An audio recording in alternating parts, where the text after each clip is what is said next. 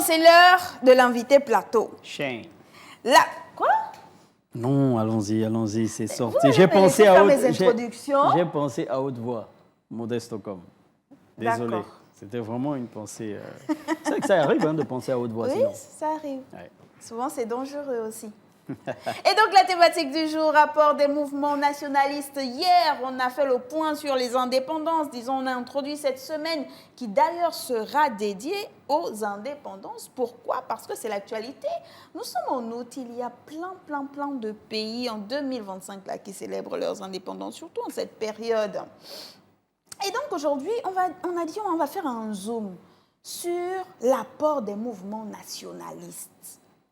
On devait avoir un invité sur le plateau. Vous savez, c'est un visage que vous connaissez. Chez nous, on dit on ne présente pas un présentateur. Il est du desk politique. Parfois, il nous parle aussi de culture. Mais aujourd'hui, on a dit non. Monsieur le rédacteur en chef, parce qu'il est rédacteur en chef à Gabon 24, monsieur Jean-Cyril Ndomengue, qui est également présentateur. Le 12-15, vous connaissez. Il est sur le plateau. Il a dit, va nous aider à y voir un peu plus clair. Eh oui. Monsieur Jean-Cyril. Oui. Bonjour. Bonjour, Modesto Com. Bonjour.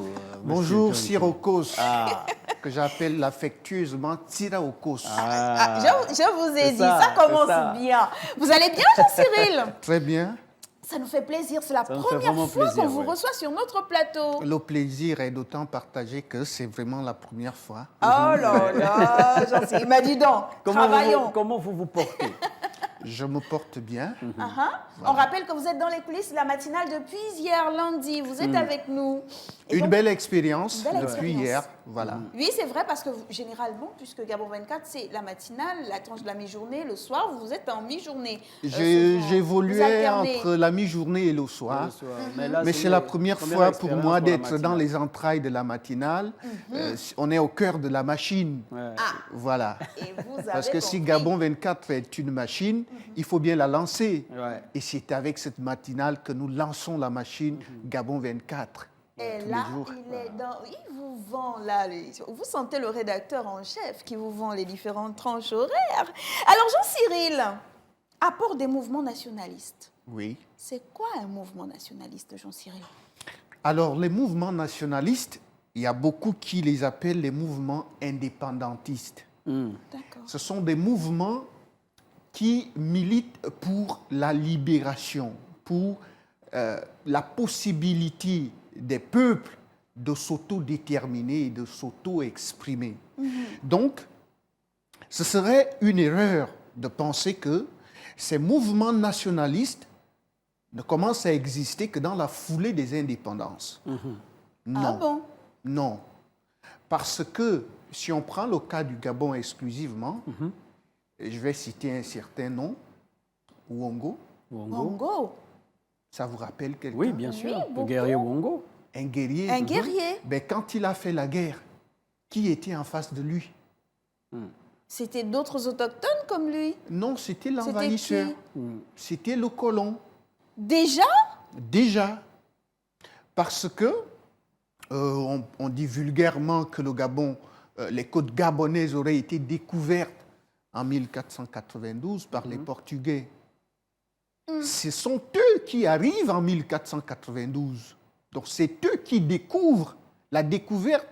C'est eux qui la font, pas ceux qui sont là. À partir de cet instant, il va y avoir une espèce de cohabitation, mais qui ne sera pas pacifique. Très bien. Voilà. Parce que la cohabitation, elle va être conflictuelle. Parce qu'il y a, vous l'avez noté tout à l'heure, je suis un homme de culture, il y a un choc de culture, il y a un choc d'identité. Parce que lorsque deux cultures se rencontrent, il faut bien qu'elles s'expriment. Oui. Si elles ne s'acceptent pas, elles vont se rejeter. Et il y a eu un rejet parce que la culture est cet ensemble de valeurs identitaires particulières à une communauté. Et donc, dès ces instants-là, disons, à cette époque-là, vous citez Wongo, il y a déjà un mouvement de revendication. Il y a un mouvement de revendication, de responsabilité pour dire sur ces terres, il y a une façon de faire qui nous est Façon de propre. fonctionner. Parce que l'occidental a une approche qui lui est particulière. L'occidental a une approche sur la base du rapport de force.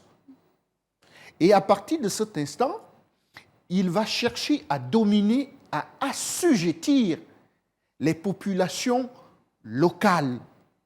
À partir de cet instant, il va y avoir des mouvements de résistance. Ah, d'accord. On va parler à cet instant de résistance parce qu'on résiste face à l'envahisseur. On résiste face aux colons. La colonisation est cette tendance à vouloir transformer quelqu'un d'autre en toi. Ça veut dire que tu ne l'acceptes pas, tu es dans une forme de déni de l'identité et tu veux que si la personne doit exister, elle doit exister sous tes codes. Et en face, on ne va pas se laisser faire. On va entrer dans la résistance. John Cyril, on l'appelle John Cyril. Jean Cyril, il y a quand même un camp qui est en légitimité, c'est-à-dire que vous avez parlé des envahisseurs. Le peuple autochtone est là, c'est sa terre, c'est son environnement. C'est vous qui venez chez moi. Donc, en principe, s'il y a quelqu'un qui doit se plier et suivre la façon de fonctionner, c'est l'envahisseur. Peut-être, mais ce n'est pas cela la vie. La vie est régie par un rapport de force. Le plus grand domine sur le plus faible. La jungle nous l'enseigne. Et les humains n'en font pas différemment. Et c'est exactement ce qui s'est passé. Partout où les Occidentaux ont posé les valises, ils ont systématiquement cherché à dominer, à assujettir, sinon effacer, la trace humaine qu'ils ont trouvée. Et les populations autochtones, comme vous venez de les appeler, se sont organisées pour résister à cet affront. Parce que là, on entre dans ce qu'on appelle une situation existentielle, ça devient une question de vie ou de mort, c'est une question de civilisation, parce que l'occidental entend apporter sa civilisation, sa façon de faire, sa façon de voir le monde, et l'homme africain, qui n'a pas une même façon de voir les choses, va résister. Pour ne pas s'éterniser sur la résistance, donc ces mouvements de résistance vont évoluer à devenir des mouvements nationalistes. Pourquoi? Parce que l'organisation territoriale va évoluer. Parce que nous allons partir justement de ce qu'on a appelé l'AEF, l'Afrique équatoriale française, qui découle directement de la métropole, la France. Donc, on va avoir une organisation politique et sociale dans cet espace qu'on appelle l'AEF, mais qui découle systématiquement de la métropole, la France.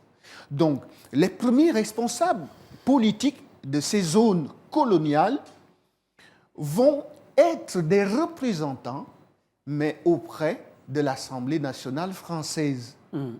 Donc, on va avoir un certain nombre... Justement, j'y arrivais, Jean-Cyril, pardonnez-moi de vous couper. Le contexte historique dans lequel on est nous présente, et hier déjà on recevait M. Louis-Philippe Mandinga sur ce plateau où on a essayé de balayer les époques avant 1960, la guerre d'Indochine, la guerre d'Algérie, la charte des Atlantiques, notamment en août 1941, s'il faut revenir dans le contexte historique. Mais on a l'impression que de façon officielle, ces mouvements nationalistes ou indépendantistes, c'est selon, arrivent 10 ans, une dizaine d'années avant les indépendances, donc avant 1960. On retourne donc en 1950. Moi, ma question, c'est vraiment, est-ce qu'aujourd'hui, est-ce qu'au travers de l'histoire, on considère et on conçoit l'impact des mouvements nationalistes dans les indépendances, justement? Est-ce qu'il y a eu une forme de modalité des indépendances? Est-ce qu'ils se sont assis et dire que nous, on existe, Voilà comment on veut que l'indépendance, si tant est qu'elle doit arriver au Gabon, pour ne parler que du Gabon, voilà comment elle doit arriver, voilà comment ça doit être géré, ou c'est juste une France, un colon, un colonisateur qui s'est dit, bon, alors les règles de l'indépendance, c'est ceci. Voilà ce que nous on fait. Quel était l'apport et l'impact justement de ces mouvements nationalistes pour les indépendances, et notamment celle du Gabon? Alors, il faut dire que ce qu'on vient d'appeler mouvement de résistance, devenu mouvement nationaliste, ces mouvements ou ces organisations, malheureusement, avaient fortement été édulcorés. Parce que, pour bien situer le contexte, ceux qui sont maintenant les chantres indépendantistes vont avoir diverses approches. Il y a une approche qui voudrait, par exemple, que, en étant plus ou moins indépendants, nous soyons toujours rattachés à la France métropolitaine. Il y a une autre branche, une autre approche qui voudrait qu'il y ait suffisamment l'expression de l'autodétermination des peuples. À partir de cet instant, il faut mettre en exergue le référendum de 1958 proposé par le général Charles de Gaulle. Oui. Parce que ce référendum veut qu'il y ait une espèce d'organe qui va négocier les indépendances des pays africains vis-à-vis de la métropole. Alors, on a vu que le seul qui va véritablement s'y opposer de façon frontale, c'est le Guinéen Sékou Touré. Oui. Mais sur le cas exclusif du Gabon, on va également retrouver cette approche-là. Ça veut dire qu'on a l'aile de l'UDSG, de le Gabonais, aidez-moi, ma mémoire. L'UDSG, c'était... Jean-Hilaire Obam. Jean-Hilaire, oui. Mais il faut préciser une chose. Il faut préciser une chose. Pourquoi ces mouvements sont édulcorés? Parce que je vous ai dit tout à l'heure qu'on parle de l'AEF. C'est-à-dire que ces mouvements ont perdu de leur essence naturelle. Donc on a maintenant différentes doctrines. Effectivement. Pourquoi? Ceux qui sont radicaux et ceux qui disent essayons d'ouvrir une brèche. Oui. Lorsque vous faites l'historique de ce mouvement, l'UDSG, le mouvement démocratique et socialiste, l'Union démocratique et socialiste gabonaise, en fait, le sigle originel, c'est l'Union démocratique et socialiste républicaine, parce que c'est un parti de la métropole. Et on a, à côté de ce parti politique, le parti progressiste français, donc, qui va devenir, de l'autre côté, au Congo, le parti progressiste congolais. Donc, on enlève le F français pour mettre l'OG, l'OC congolais. Et pour le cas du Gabon, on enlève le R républicaine pour mettre l'OG qui va devenir gabonaise. Mais en réalité, l'idéologie reste la même? L'idéologie peut rester la même, mais on a déjà une francisation de l'idéologie. C'est là que je parle de cette perte tendance, de la teneur. Voilà, parce que le mouvement de la résistance, les résistants n'étaient pas des intellectuels, ils vivaient le premier face-à-face avec le colon, donc ils étaient plus ou moins originaux, alors que là, on a des gens qui ont déjà siégé à l'Assemblée nationale française, donc qui vont tout simplement essayer de faire une transposition. Arrêtons-nous là un instant, Pour un tout petit peu revenir à la question de Tsiraokos, effectivement, ce sont des indépendances accordées. Donc c'est une tractation, ce sont des tractations qui vont avoir lieu au cours desquelles on va tout simplement décider d'accorder des indépendances. Pourquoi? Il faut analyser les raisons. Parce que nous sommes là au lendemain de la Seconde Guerre mondiale. Tsiraokos vient également de citer une charte qui a été signé par le président américain Delano Roosevelt et l'ancien premier ministre britannique Winston Churchill. Donc, les Africains vont tout simplement se saisir de ce cadre juridique qui leur permet de façon légale, désormais, de revendiquer leur autodétermination et leur capacité, justement, à choisir leur gouvernement. Donc, la France qui sort de la guerre est face au défi de reconstruction parce que la Seconde Guerre mondiale avait tellement détruit la France. Et cette France qui vient justement de perdre pied en Algérie et le Maroc et la Tunisie, justement à travers le biais de mouvements indépendantistes, venaient d'acquérir leur indépendance. Alors, en Afrique subsaharienne, la France, qui n'est pas soutenue dans cette approche par les États-Unis et l'Angleterre, les grands gagnants de la Seconde Guerre mondiale du côté occidental, on ne va pas parler de la Russie, et la France va se dire, je dois me reconstruire. Et l'essentiel de mes matières premières, je les retire de l'Afrique subsaharienne. Est-ce le moment pour moi d'aller mettre le feu dans cet espace? Du tout. Parce qu'il faut que nous nous souvenions du fait que la première exploitation pétrolière, ce n'est pas en 1960. C'est bien avant. C'est bien avant qu'on a commencé à exploiter la première bille de bois de Koumé, on ne la coupe pas en 1960. Donc les intérêts étaient déjà bien avant. Donc les intérêts sont tellement stratégiques pour la France qu'elle n'a pas du tout intérêt, si vous permettez la répétition, de venir mettre le feu. Parce que ce qui est plus important pour elle, ce qui est plus stratégique pour elle, c'est de bénéficier des matières premières, de ce qu'on va appeler les 14 colonies. Voilà, parce que les indépendances vont donc être le résultat de ces tractations, ces arrangements qui vont permettre justement à la France de se reconstruire. Moi, j'ai une question, Cyril. Vous avez dit la résistance d'avant, ce n'était pas des intellectuels. Ils avaient leur façon, ces résistants-là.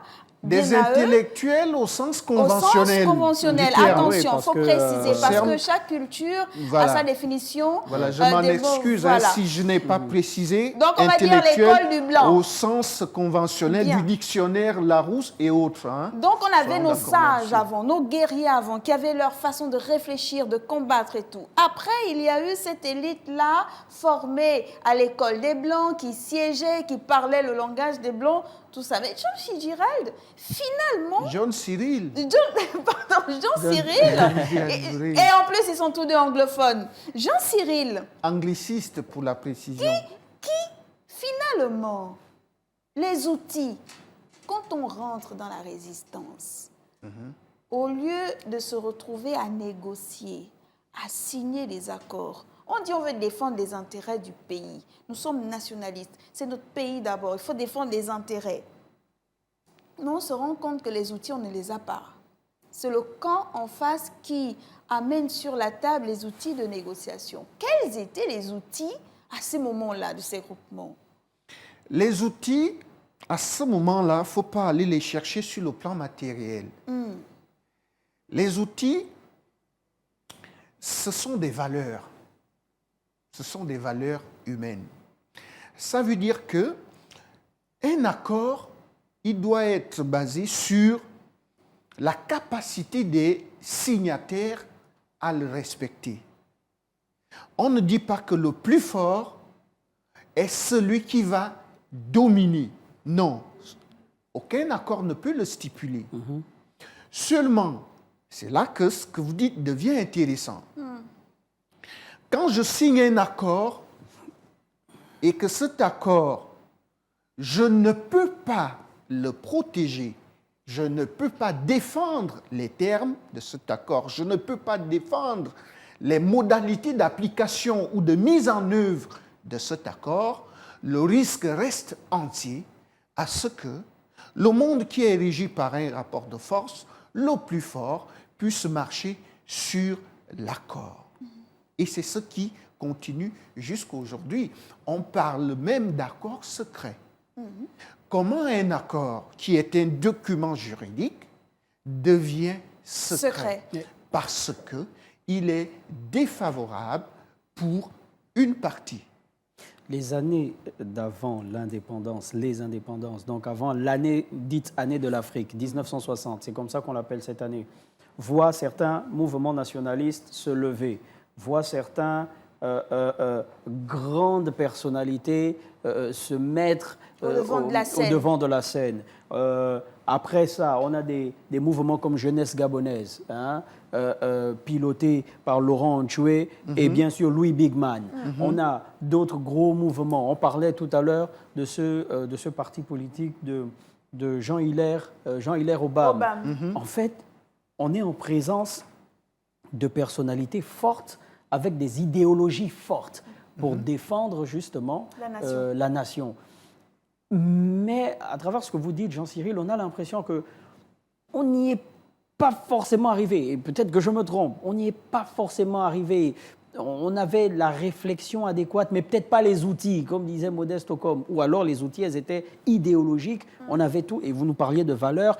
Finalement, était-ce nécessaire de juste avoir eu des valeurs où il nous manquait quelque chose, finalement? Est-ce qu'il manquait des outils ou des armes, pas de façon péjorative, hein, à ces mouvements indépendantistes-là, pour taper du poing sur la table en se disant « nous, voilà ce qu'on veut faire, c'est grâce à ce qu'on pense là que notre nation marche et fonctionne d'une telle ou d'une telle autre manière ». Manquait-il finalement des outils dans ces années d'indépendance et post-indépendance même? Et peut-être renchérir la question, est-ce qu'à un moment donné, il y a eu une évolution de ces mouvements qui, à une certaine période, n'ont pas eu les outils pour répondre aux personnes en face, ces outils-là qui peut-être auraient boosté les choses? Est-ce qu'il y a eu une évolution? Et aujourd'hui, on a eu tous ces grands noms que Sirocos a cités.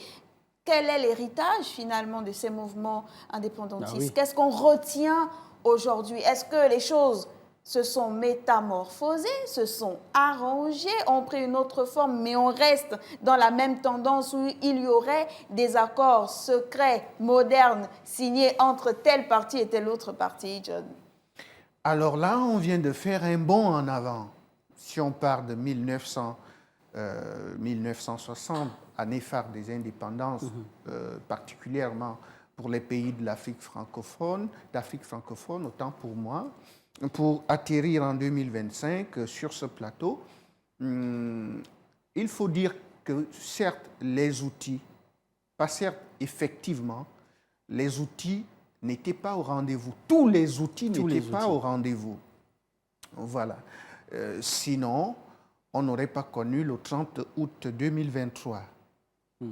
Voilà. Donc, le 30 août 2023, qui est une espèce de bis repetita de ce qui s'est fait en 1964, quelques années juste après l'indépendance. Parce que ceux qui vont perpétrer ce mouvement en 64 et en 2023, eux, finalement, ils ont tous les outils. Eux, ils ont tous les outils. Et la particularité de 1964, c'est que cet événement ne va pas faire long feu. Et on va assister à la naissance d'un mouvement. Un mouvement d'ailleurs qui sera national, porté par Germain Mba. Ce n'est pas un fait anodin. Le type, il va s'exiler, à un moment donné, il va revenir sur le pays et malheureusement, sa tête va tomber. Donc, c'est pour dire qu'on n'a pas eu tous les outils à cette époque, comme au contraire, ça a été le cas. Par exemple, si on devrait faire une analyse en parallèle, le cas de la Guinée-Bissau et des îles du Cap-Vert. Vous voyez, cette ancienne colonie portugaise a eu des mouvements indépendantistes qui réunissaient à la fois des valeurs, des connaissances intellectuelles, mais pas que, parce qu'à côté, il y avait des armes. Les premiers pistolets qui ont permis à Amilcar Cabral de s'organiser en mouvement armé sont venus du Maroc. Donc il y avait une organisation militaire derrière. Il y avait une organisation militaire parce que Amilcar Cabral va se rendre évident que le camp d'en face ne veut pas s'asseoir sur la même table et négocier avec des moyens égaux. À partir de cet instant, on va avoir une espèce de réponse qui va être proportionnelle à la force qui est dégagée en face et l'indépendance de la Guinée-Bissau ne va pas être de la même nature, encore moins n'aura de la même teneur que l'indépendance du Gabon en 1960. Effectivement. Parce que derrière l'indépendance de la Guinée-Bissau, il y a une lutte armée. C'est cette lutte armée conduisant à la défaite des Portugais qui va tout simplement... On pourrait vous écouter du retour de la matinée, Jean-Cyril, c'est tellement intéressant et ils sont nombreux à être connectés. Je suis sûre que vous aussi à la maison, vous avez trouvé cet échange vraiment intéressant. On rappelle la thématique apport des mouvements nationalistes. Merci beaucoup, Jean-Cyril, pour ce cours d'histoire et de gestion politique. C'était bien, finalement. On ne vous lâche plus. Ah non. On ne vous lâche plus, Jean-Cyril. Non, vous revenez au service de Gabon 24. Merci. Et comme Gabon 24, c'est aussi la matinale, Jean-Cyril, on se donne rendez-vous demain.